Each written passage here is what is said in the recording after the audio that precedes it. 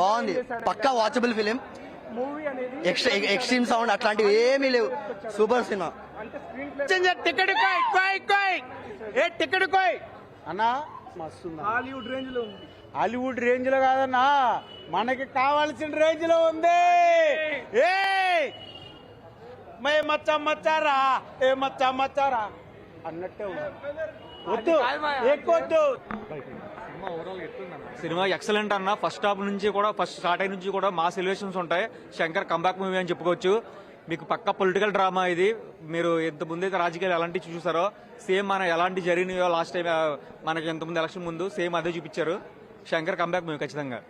అంటే మామూలుగా ఇప్పుడు ఈ ఎలివేషన్స్ ఇవన్నీ కూడా అంటే మామూలుగా నార్మల్గా ఉన్నాయి. అంటే ఇప్పుడు జనరల్ రామ్ చరణ్కి మాస్ అనేది చాలా ఫాలో అయింది. అంటే అట్లాంటి ఎక్స్పెక్టేషన్స్ తోటి ఫ్యాన్స్ వెళ్తున్నారా, లేకుంటే లోపల పోయిన తర్వాత వేరే ఉందా? అంటే అన్ప్రిడిక్టబుల్ అనేది